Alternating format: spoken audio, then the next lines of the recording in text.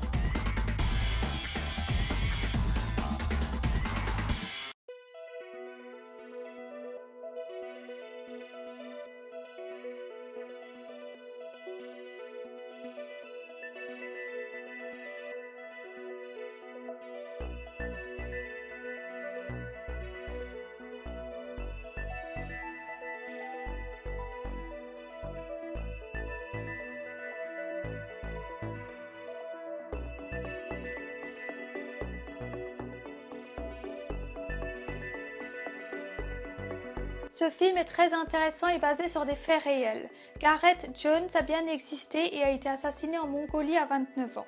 Ce long métrage nous parle de la liberté de la presse et surtout de l'Holodomor qui a existé en Ukraine. Il s'agit d'une extermination par la faim organisée par Staline et qui a fait jusqu'à 5 millions de morts. Ce film comporte cependant quelques longueurs, surtout au début. Il m'a fallu un certain temps pour entrer dans le vif du sujet. La partie tournée en Ukraine est très poignante et certaines scènes sont insoutenables. Je pense notamment aux charrettes qui empilent les morts.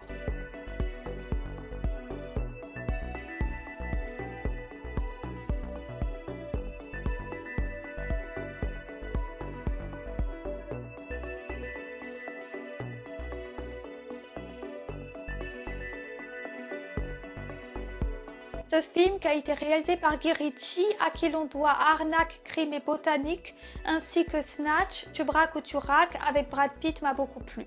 Il est très divertissant grâce à un scénario à tiroir qui apporte son lot de rebondissements et nous tient en haleine jusqu'à la fin. Il faut toutefois bien suivre car le film comporte beaucoup de personnages différents. Le montage est très dynamique et la musique est splendide.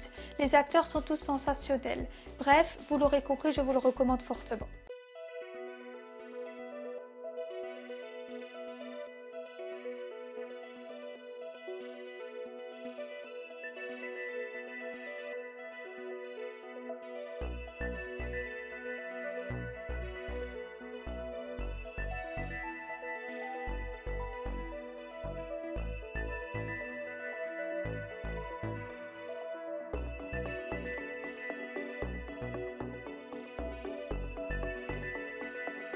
J'ai bien aimé ce film qui est d'ailleurs inspiré de l'histoire de la grand-mère de la réalisatrice. L'adieu oppose les cultures occidentales aux cultures orientales, mais il parle surtout de mensonges. En effet, durant tout le film, les personnages vont se demander s'il faut dire la vérité à Nai.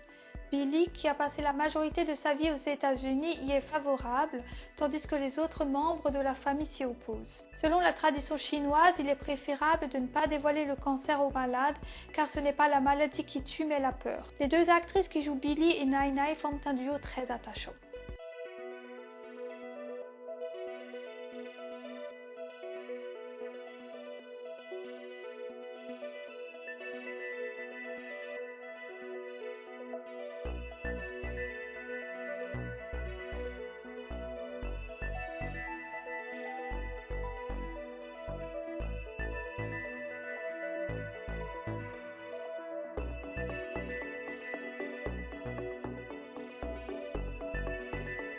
Ce film est une vraie réussite. Il s'agit d'une fiction qui suit l'enfance de la légendaire Martha Jane Canary, alias Calamity Jane, dont on ne sait pas grand-chose, à part qu'elle avait l'habitude de romancer sa vie. Le réalisateur utilise une animation picturale étonnante mais très réussie, où dominent des grands aplats de couleurs pures sans contour de ligne qui animent les grands espaces. Quant à la bande-son, elle est juste sublime. L'histoire est très prenante et nous fait voyager à travers le Grand Ouest américain. Les personnages sont très attachants, surtout Calamity Jane, qui est une héroïne forte en quête de liberté, qui se bat contre les préjugés concernant la condition de la femme.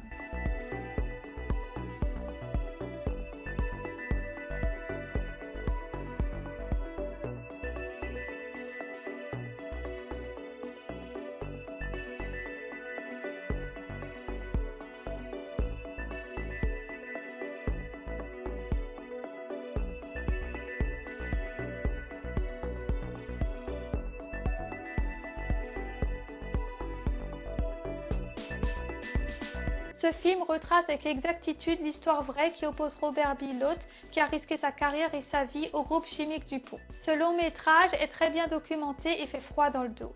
J'ai appris beaucoup de choses sur le PFOA, cette molécule hautement cancérigène qui entre dans la composition du téflon utilisé comme revêtement anti-adhésif des poêles à frire. Mark Ruffalo est remarquable dans le rôle de cet avocat prêt à tout pour dénoncer ce scandale. L'ambiance du film est anxiogène. Ce long métrage ne nous laisse pas indifférents, c'est une belle claque cinématographique.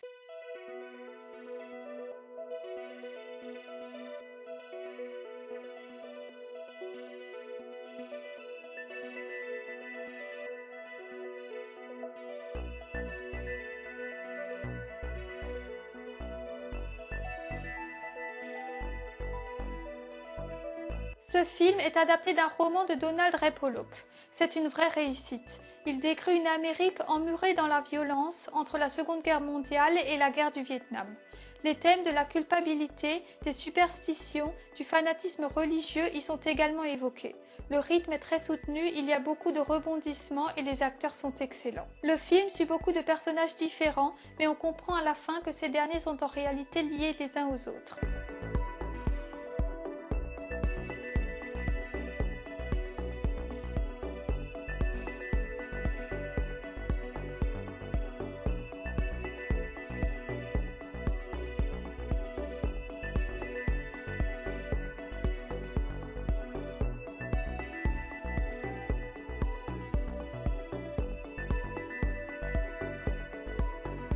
Ce film est un réel coup de cœur. Il est drôle, festif, mélancolique et tragique. C'est également un hymne à l'amitié, à la vie, à la jeunesse. Les 4 acteurs principaux sont très convaincants et campent des personnages très touchants qui tentent de redonner un sens à leur vie par le biais de l'alcool. La mise en scène est très dynamique, à consommer sans modération.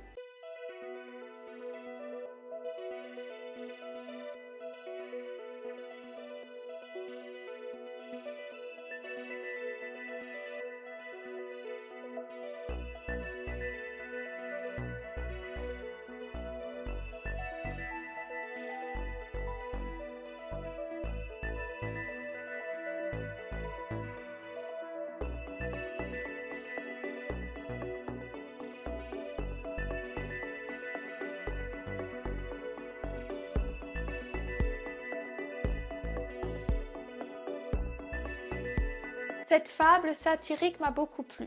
Le réalisateur alterne entre des moments drôles et d'autres plus tristes pour montrer l'absurdité et l'atrocité de la guerre. Il présente Hitler comme un pantin grotesque, un enfant, et va même jusqu'à jouer son rôle. Une des scènes qui m'a le plus marqué est celle où Jojo Rabbit découvre sa maman pendue à une potence. La mise en scène est soignée et les décors sont très réalistes. Les acteurs sont tous très bons, mais je retiens surtout les performances de Roman Griffin Davis et d'Archie Yates qui incarnent respectivement Jojo Rabbit et Yorkie son meilleur ami.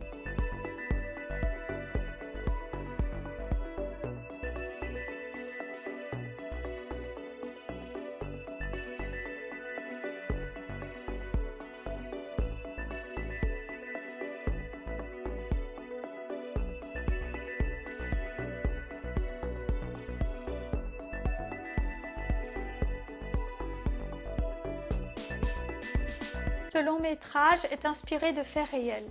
En voyant ce film, je pense tout de suite à Harvey Weinstein qui incarnait le pouvoir, la toute-puissance, conduisant bon nombre de femmes à céder à ses avances.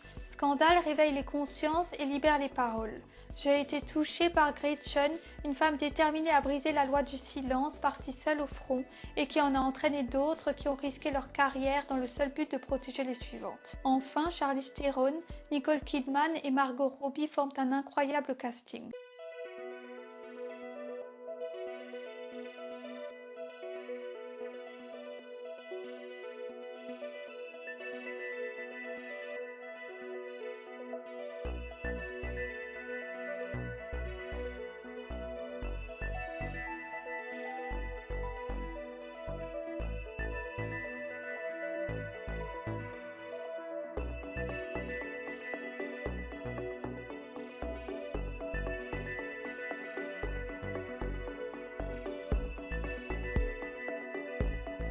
Clint Eastwood a adapté à l'écran un vrai fait divers qui s'est déroulé pendant les JO d'Atlanta.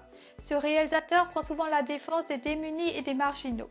Ici, il a choisi un homme ordinaire d'une trentaine d'années, en surpoids, simplet, qui vit chez sa mère et qui collectionne de nombreuses armes puisqu'il chasse des cerfs. Il nous montre les dérives de la société américaine qui, par le biais des médias, est capable de créer un vrai héros qu'elle n'hésitera pas à transformer en monstre en un temps record. Les deux acteurs principaux, Sam Rockwell, l'avocat, ainsi que Paul Walter Hauser qui incarne Richard Jekyll, sont remarquables.